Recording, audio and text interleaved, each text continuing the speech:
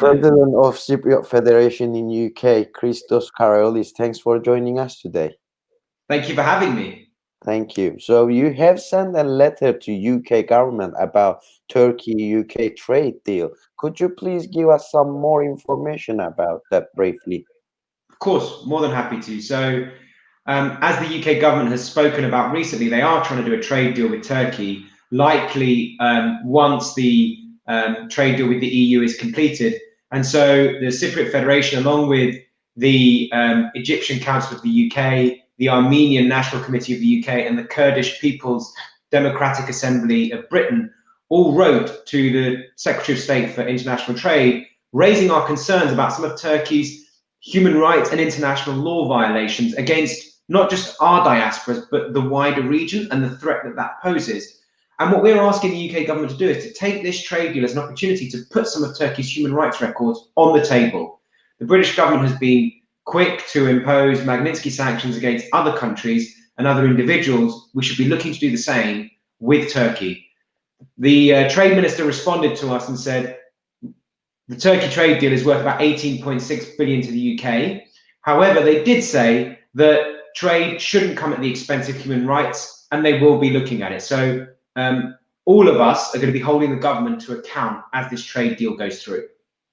Both in Middle East and Eastern Mediterranean, Erdogan's aggression growing tensions between Greece and Turkey, Egypt, Libya, Cyprus, so on. So lately, Turkey has interfered the occupied area, northern Cyprus, to elect a fascist leader. So what do you think Erdogan and AKP regime aiming, and what is your message to Turkey about their international policies? Well, as you say, what we've seen is a growing interference by Turkey in the wider region and the politics of the countries in those other regions. And what we saw happen in the occupied part of Cyprus with the recent election was a very heavy-handed approach by Turkey to interfere in that election to get the candidate they want elected. And that's not me saying it, it's Mustafa Akinci who said it himself, that the level of interference was unprecedented and he hoped it didn't happen again in the future. So I do think that my message to Turkey is a simple one. Everyone in the region wants a stable, democratic Turkey. That's what everyone wants. That's what's in everybody's interests. And the international community needs to be encouraging Turkey to get back on that path rather than the path it seems to be on, which is one of meddling, interference, and expansionism in the region. How do you comment on the attitude and aggression of Turkish State and Erdogan towards both Greek and Turkish Cypriots? Can you see similarities on these aggression and assimilation policies against Kurds as well? Look, I think you make a very good point. And actually, what we have seen from the Turkish Cypriot community is a very clear stance that they actually don't want Turkey to be meddling. Don't forget, 48% of people in the occupied part voted for Mustafa Akinci. There were very strong statements against the extent of meddling by Turkey in the occupied northern part of Cyprus.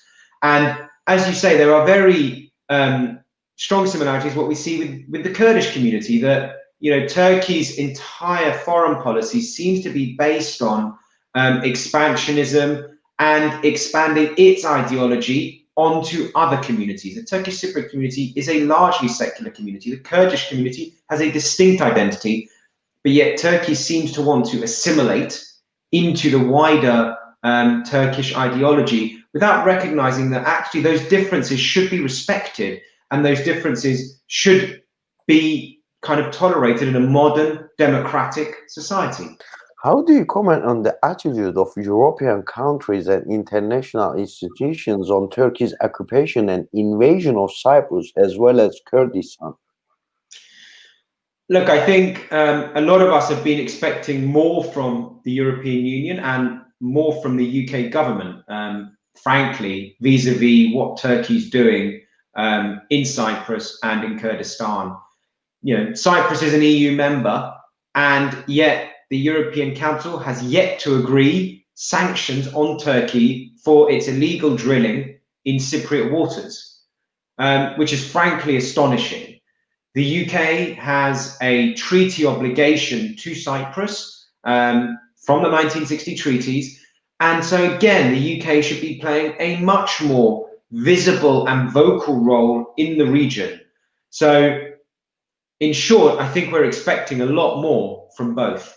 Turkey continues hydrocarbon exploration activities and now takes declared open for the second time in Cyprus. So Greece and Cyprus says Turkey is violating maritime jurisdictions. What exactly is the situation here? Very briefly, please.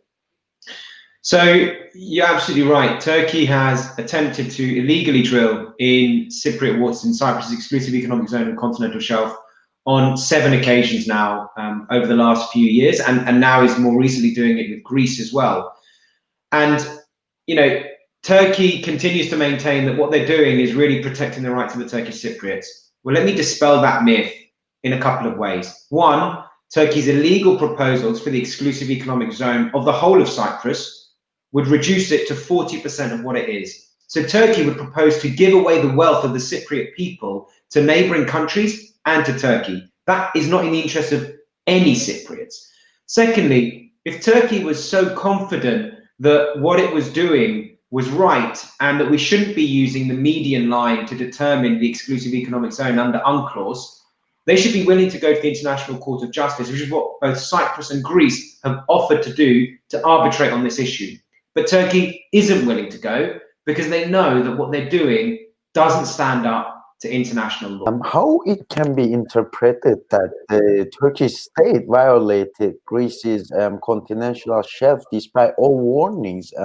What kind of sovereign approach is behind seeing the drilling activities here as a right to Turkey? I mean, I completely agree with the sentiment of the question. Turkey seems to have very little regard for the sovereign rights of its neighboring countries. And actually, ironically, if you look at what they're doing in the Black Sea and the drilling there, they seem to be using the median line principle under the UN Convention of the Law of the Sea to determine what is Turkey's exclusive economic zone. However, when it comes to the Greek islands or when it comes to the island of Cyprus, they don't seem to be happy to use the median line principle. So it is very much a maritime policy of Turkey that they seem to want to have their cake and eat it and just use different principles on different parts of its maritime coastline, depending on what best suits Turkey. I mean, frankly, that is just completely inconsistent and completely unacceptable. The time has come campaign going on about the freedom for Kurdish leader Öcalan, as same as campaign was held before for Nelson Mandela. Do you think Mr. Öcalan is a key name for solution and peace in the Middle East? Yeah, I think Öcalan has certainly inspired the Kurdish people in their campaign for peace and freedom. And frankly, that's probably why Turkey has wanted to keep him in isolation, has wanted to deny him his basic human rights. And frankly, again, my call on Turkey would be, as a modern democratic state, you need to be respecting the human rights of everyone, not imprisoning, torturing, and doing what you're doing to people that might have a different view to you. That's not what a modern democratic state does. Can we get some information about the Cypriot Federation in UK? What kind of studies does the Cypriot Federation do?